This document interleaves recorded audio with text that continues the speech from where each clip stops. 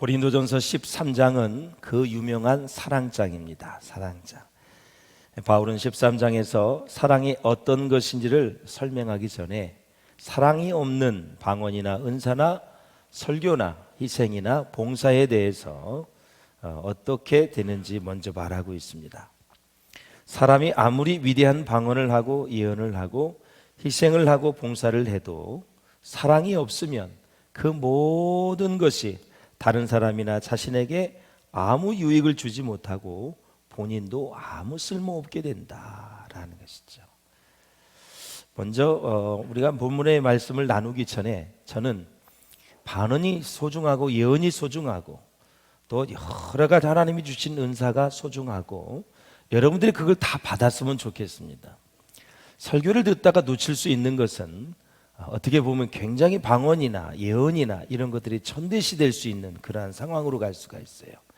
기도를 많이 했기 때문에 하나님이 주신 은사인데 고린도 교회가 나중에는 다 회복이 됐거든요. 그런데 하나도 받지도 못했는데 방언을, 예언을, 통역을 막 무시하고 그런 상황에서 여러분 나가면 안 됩니다. 다 받으시고 여러분 부족한 점은 보완을 해서 하나님의 나라의 은사가 존귀하게 쓰임받아줄 수 있기를 주의 이름으로 축원합니다. 저는 스타일이 하다가 실수하는 걸 좋아하지 실수하는 게 염려되어서 안 하는 거 아주 싫어합니다. 도전을 하라는 거죠. 하나님의 은사도 받지도 않으면서 이렇게 나와 있으니까 사랑이 최고야 말하는 것보다 그것도 받고 사랑도 충만해서 은사의 능력과 사랑으로 잘 조화를 이루어 하나님께 영광을 돌리는 것이 필요하다. 그렇게 들을 수 있기를 주의 이름으로 축원합니다. 그래서 사랑은 모든 사람이나 은사, 희생을 가치 있게 만드는 아주 중요한 기초가 된다는 것을 우리가 알 수가 있습니다. 그래서 13장은 세 부분으로 구성이 되어 있는데 1절에서 3절은 아무리 놀라운 은사를 받고 실천을 해도 사랑이 없으면 그냥 꽝이다. 소리나는 꽹과리와 같다. 아무것도 아니다라는 거죠. 4절에서 7절까지는 사랑의 속성은 어떤 것인가? 8절에서 13절은 사랑은 주님께서 이 땅에 재림하실 때 이제 하나님의 심판이 있을 텐데 이 세상에 있는 모든 것들이 무너지고 급격한 변화를 겪을 때마다 무너지지 않고 살아남을 뿐만 아니라 그 위에도 영원히 지속되는 놀라운 덕이 뭐냐? 사랑이다라는 거죠. 사랑하는 여러분, 나이가 들고 또 목회를 하고 또 많은 설교를 하고 성경을 보고 책을 보면서 느끼는 것이 있습니다. 목표를 향해서 갈 것만이 아니라 그 가는 과정에 사랑이 좀 충만했으면 좋겠다. 무엇이든지 사랑을 실지 않고 사랑이 동기가 되지 않으면 사람을 잃어버리고 관계가 깨어지는 것을 우리가 볼 수가 있어요. 그래서 인생의 문제는 제가 많은 주례를 하면서 그런 얘기를 합니다. 사랑이 식어지면 문제가 발생하기 시작을 한다라는 거죠. 사랑이 식어지면 진짜 그렇습니다. 그 식어지는 틈에 마귀가 틈을 타게 돼 있어요. 마귀가 치고 들어와요. 그래서 제가 성도님들에게 그래요. 뭔가 이렇게 참 힘들어하고 이렇게 자꾸 시험이 들고 그러면 아유 집사님 이제 저를 사랑하는 게 식었나 봐요. 사랑이 식은 것 같아요. 저는 그렇게 말을 해요. 왜? 사랑이 있으면 다 이기거든요. 어떤 것도 다 이겨요. 여러분 사랑에 빠진 연인들을 보세요. 다 극복을 합니다. 다 예뻐 보이고 아무리 실수를 해도 좋게 보이는 거죠. 사랑이 식어지면 다 배기 싫어지는 게 막 많아져요. 마음에 안 드는 게 막 드러나게 돼 있어요. 근데 사랑이 충만하면 신혼초에 허니문을 보세요. 없어서 죽고 못 살아 그냥 막 뽀뽀하고 끼안고 막 장난 아니야. 그래서 3개월만 지나면 언제 봤냐 이런 식으로. 아주 사랑이 식어지면 그렇게 문제가 발생하게 돼 있어요. 교회 생활도 마찬가지예요. 관계가 마찬가지예요. 그래서 제가 그러잖아요. 제일 실력 있는 사람은 사랑을 계속 충전하고 끌어올리는 사람이다. 제일 형편없는 사람은 있던 사랑도 다 바닥을 내서 앵꼬를 내는 사람들은. 그러면 아주 인생에 삐그덕 소리가 나고 몸이 건조하고 재미가 없고 사람이 말라비틀어진 나무처럼 의미가 없어지는 거죠. 하나님은 사랑이라 그랬는데 직장에서, 사업장에서, 학교에서, 교회에서, 즉 가정에서 정말 다 모든 것이 사랑이 동기가 되었으면 참 좋겠다 생각이 되었죠. 우리 찬양하신 분들, 우리 반주하신 분들, 안내, 차량, 우리 오케스트라 다 저 설교, 우리 특송하신 우리 최 집사님부터 바깥에서 수고하시는 식당에서 모든 분들이 예수님의 사랑이 동기가 되었으면 좋겠다. 그것 때문에 구구절절히 감사하면서 하나님 앞에 그렇게 헌신했으면 좋겠다라는 거죠. 여러분, 정말 사랑이 중요한 거예요.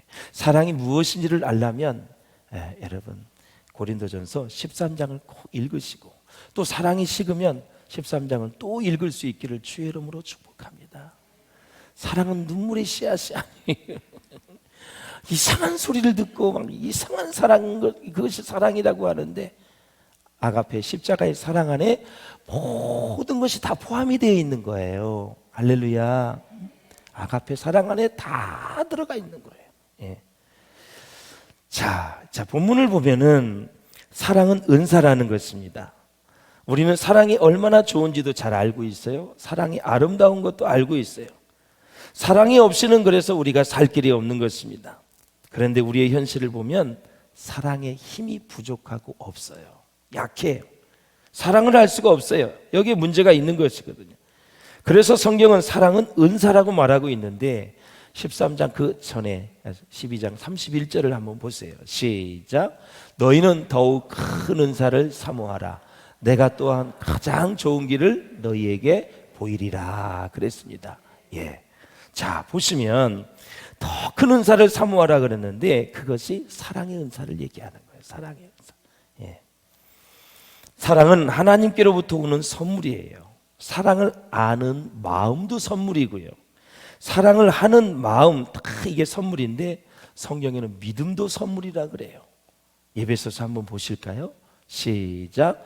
너희는 그 은혜에 의하여 믿음으로 말미암아 구원을 받았으니 이것은 너희에게서 난 것이 아니요 하나님의 선물이라. 아멘. 사랑도 선물이고 믿음도 선물이에요. 기독교에서 가장 많이 회자되고 쓰는 단어가 은혜와 사랑이에요. 이 사랑이 잘 여러분 많이 사용하고 있지만 진실한 사랑이 많이 우리 가운데 나타나지 않는 것이 안타까운 거죠. 정말 믿음이 소중하지요. 말씀이 믿어질 때 얼마나 큰 축복입니까? 읽을 때마다 들을 때마다 말씀이 믿어져. 이거 놀라운 축복입니다. 자, 여기서 말하는 그냥 보편적인 사랑이 아니라 사랑에 대한 여러 가지 히라보 단어, 헬라어 단어들이 있는데요. 신약 성경이 사용하고 있는 매우 독특한 사랑의 단어는 아가페라는 단어죠. 헬라어입니다. 사람의 방언과 천사의 말은 둘 다 방언의 은사들을 가리키는데 12장 말미에 가면 방언의 은사가 거의 끝부분에 나와 있어요. 13장에서는 제일 먼저 등장을 합니다. 그 이유는 당시 고린도 교회 성도들 가운데 방언의 은사를 지나치게 앞세워서 방언의 은사가 은사들 중에 가장 중요한 것이라고 생각을 하는 사람들이 있었기 때문에 그래요. 그런 사람들에게 방언의 은사가 있어도 사랑이 없으면 아무것도 아니라는 사실을 가르쳐주기 위해서 13장에서는 방언의 은사를 제일 먼저 언급을 하는 것입니다. 그런데 왜 사랑이 없으면 이런 은사들이 아무 쓸모가 없을까요? 바로 은사의 목적은 교회를 세우고 교회에 유익을 끼치는 것이기 때문에 그렇습니다. 그런데 사랑이 없으면, 은사만 많으면 은사 때문에 오히려 교회가 분열이 되는 거죠. 왜 그렇습니까, 여러분? 공동체를 사랑하는 마음이 있어야 은사를 바르게 사용할 수 있는 것입니다. 여러분. 이 아가페라는 단어는 두 가지 의미가 있습니다. 이 아가페는 호감을 받을 만한 조건을 갖추지 못한 어떤 사람을 호감을 받을 만한 조건을 갖춘 사람으로 대해준다는 뜻을 갖고 있어요. 이런 예는 인간 사이에서는 거의 발견되지 않지요. 왜냐하면 인간의 자연스러운 성품은 나에게 호감을 주는 상대방을 좋아하게끔 되어 있어요. 죄인이기 때문에. 그리고 아가페는 자기의 이익을 철저하게 희생시키고 철저하게 타인의 이익을 추구하는 태도를 의미하거든요. 이건 역시 이전의 태도도요, 이런 태도도 인간 사이에서는 발견되지 않아요. 거의. 왜냐하면 인간의 자연스러운 성품은 자기 이익을 추구하게 되어 있어요. 인간의 자연스러운 성품, 이 자기 중심이 있고 자기 이익을 추구하기 때문에 이 아가페라는 이 사랑을 실천하기가 어렵다는 얘기죠. 우리는 사랑을 크리스찬의 미덕 정도로 생각하기 쉽습니다. 그러나 사랑은 크리스찬의 삶의 본질이고 신앙생활의 기초인 것입니다. 본질이에요. 가끔 보면 교회 생활을 오래 하신 분들이, 그런 분이 많지 않지만 연륜이 길어질수록 또 더 신앙생활을 오래 할 수 있도록 더 고집스러워지는 사람이 있어요. 더 까다로워지는 사람이 있어요. 더 재미없는 사람이 된 경우도 저는 보았어요. 왜 그럴까요, 여러분? 왜 재미가 없어지고 까다로워지고 고집스러워질까요? 왜 바리새인처럼 그렇게 변해들까요? 사랑보다는 은사, 사랑보다는 성경의 지식, 사랑보다는 봉사, 부수적인 것에 집중을 했기 때문에 그래요. 우리는 신앙의 연륜이 깊어질수록, 성경 지식이 많아질수록, 기도를 많이 할수록, 봉사의 영역이 넓어질수록 더 사랑에 집중해서 주위를 따뜻하게 하셔야 돼요. 그리고 하나님께 인정받는 일꾼이 되어야 되는 것입니다. 할렐루야. 네, 그래야 돼요. 그렇다면 사랑은 무엇일까? 사랑은 4절에서 7절에 보면 능력입니다. 어떤 능력일까요? 오래 참게 하는 능력입니다. 사랑의 은사를 받은 사람이 오래 참습니다. 상대방에 대해서 그 사람을 사랑하는 만큼 참는 것입니다. 그 사람을 사랑하지 않으면 참죠. 막 나가요, 말이. 근데 그 사람을 사랑하면 사람이 참게 되어 있어요. 그래서 사랑의 능력이에요. 능력. 그래서 인내의 힘이 어디에 있어요? 사랑에 있는 거예요. 오래 참는 사람, 사랑의 능력이 있는 사람이에요. 4절에 보면 사랑은 오래 참고 그랬어요. 이것을 원문에서 한번 봅시다. 어떻게 되어 있는지. 마크로두메이라는 헬라어 단어예요. 이 긴 고통, 인내는 불평이 없는 인내를 마크로두메이, 오래 참는다는 거고 오래 견딘다는 거예요. 불평이 없이 사랑하는 마음으로 견뎌내는 것, 이것이 바로 사랑은 오래 참고라는 단어예요. 불평하시면 안 돼요. 무슨 힘으로 견디냐고요? 사랑하기 때문에 견디는 거예요. 사랑이 식어지면 변하지요. 야곱을 보시죠. 사랑하는 아내 라헬을 얻기 위해서 7년을 하루같이, 하루가 7년같이, 1년이 365일인데 365 곱하기 7을 해봐. 그걸 하루처럼 보냈다는 거예요. 라헬을 너무 사랑해. 라헬을 통해서 난 자녀가 요셉과 베냐민이에요. 너무 차별을 했어. 채색옷을 입혔어. 형들한테 시기를 받아서 구렁텅이 빠지고 다 애굽으로 팔려가 버렸어. 하나님은 그 나쁜 것을 활용을 해서 그 민족을 다시 살리는 일을 하신 분이 하나님이신 줄로 믿습니다. 이렇게 사람을 사랑하게 되면 내가 당하는 고통의 의미를 알게 된 것입니다. 사랑은 엄청난, 그래서 지혜를 주는 거예요. 그래서 제가 한번 뜨겁게 연애도 해보라는 거예요. 정말 죽기 살기로 한번 해보라는 거예요. 그래야 사람이, 상대방의 필요가 뭔지를 알아요. 그러면 사람을 알게 되고 사랑을 하면서 사람이 상대방을 이해하는 힘이 생기는 거예요. 사랑하는 여러분, 그렇습니다. 사랑하게 되면 사랑하는 자를 위한 사랑 때문에 그 당하는 고통을 즐기게 되는 거예요. 고통이 힘들지 않게 되는 거예요. 그러니까 사랑하는 성도 여러분, 내가 지금 어떤 수고를 하든지 어떤 일을 하고 어떤 일을 사역을 하는데 힘이 들었다, 점점점 어려워지고 있다면 이렇게 생각하면 돼요. 사랑이 부족하거나 사랑이 지금 식었구나, 이렇게 생각하면 돼요. 여러분, 지금 무엇이 힘들어요? 직장이? 사업이? 교회 사역이? 남편 부인 보이는 게 힘들어요? 백발백중이야. 사랑이 식은 거예요. 사랑의 용량이 다 지금 앵꼬된 거예요. 그러니까 일하기도 싫고, 사랑이 앵꼬가 되면요 목적을 상실해요. 사람의 목적이 하나님이었었는데 나중에는 하나님도 다 힘이 임해져. 그러니까 힘든 거예요. 사랑하는 성도 여러분, 그래서 사랑은 오래 참는 힘을 공급하는 것입니다. 그 다음에 사랑하는 여러분, 성령의 열매가 하나님의 이제 사랑인데요, 언제나 인간의 사랑은 이기적이지만 하나님의 사랑은 이타적입니다. 그래서 온유하면 절제된 인격을 말하는 건데, 절제되지 못하면 어떻게 됩니까? 특별히 분노를 절제하지 못하면 폭발할 수밖에 없지요. 폭발하면 파괴가 되어지고 그래요. 그래서 그것은 교육이 절대 될 수가 없어요. 그래서 화가 났을 때는 절대 자녀들에게 잔소리하면 안 돼요. 페스탈로츠가 유명한 교육학자 아닙니까? 그 사람이 이런 말을 했어요. 읽어보세요. 시작. 교육은 온유의 교실에서만 가능하다.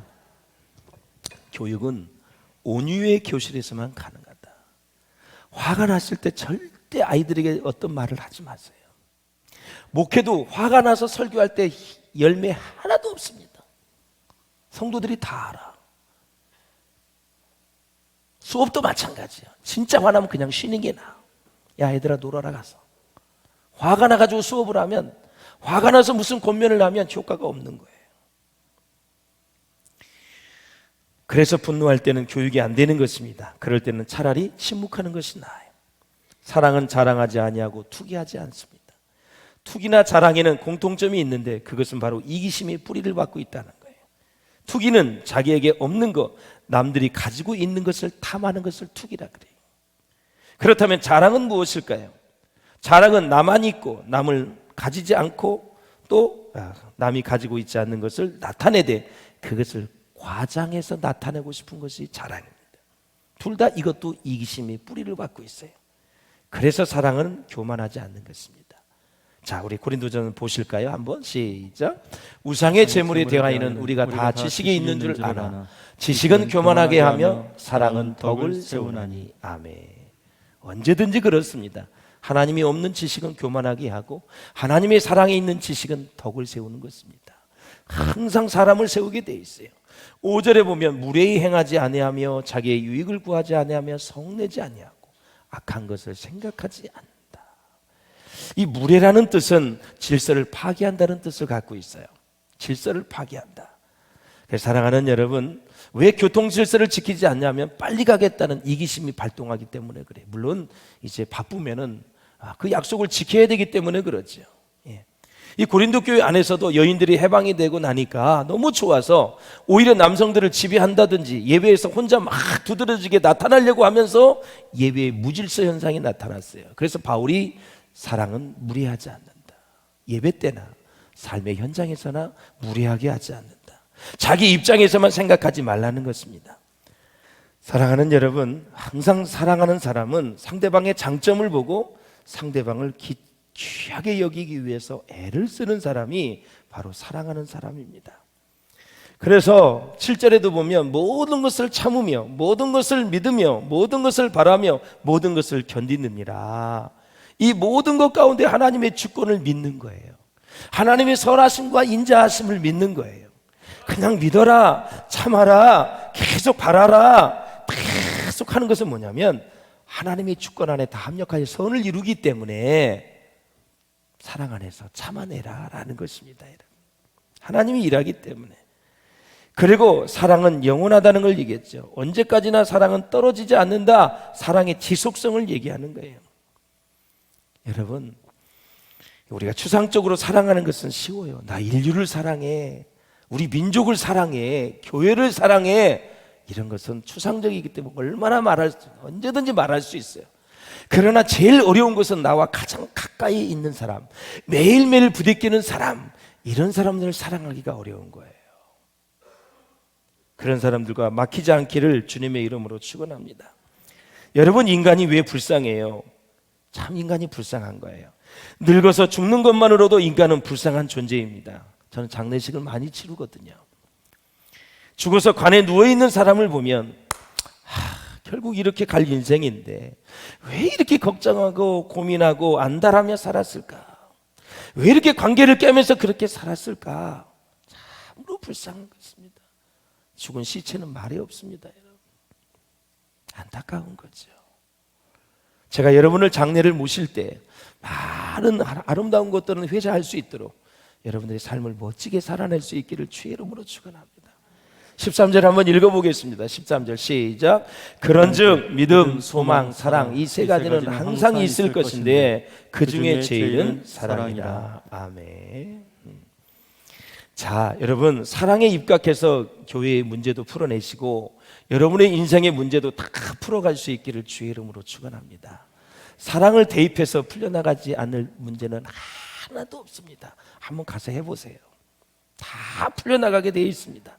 그래서 사랑은 존재의 목적이 되고 본질이 되고 존재 자체입니다. 여러분, 존재 자체. 그래서 그런즉 믿음, 소망, 사랑 말씀하셨지요. 이 그런즉을 원문에서 본 헬라어로서 보면 지금이라는 뜻이에요.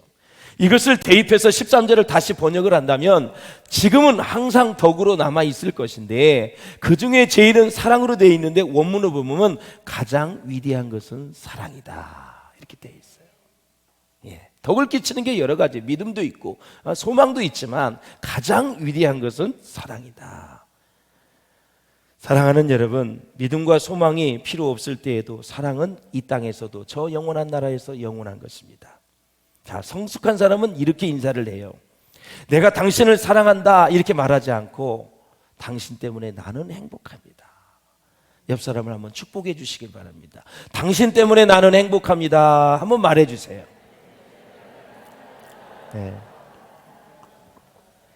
이 말을 하면 굉장히 사람이 좋아하게 돼 있어요.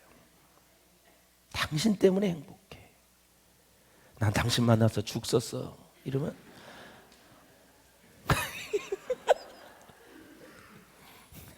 당신을 만나서 하루도 행복하지 않는 날이 없어. 당신 만나서 이렇게 행복해.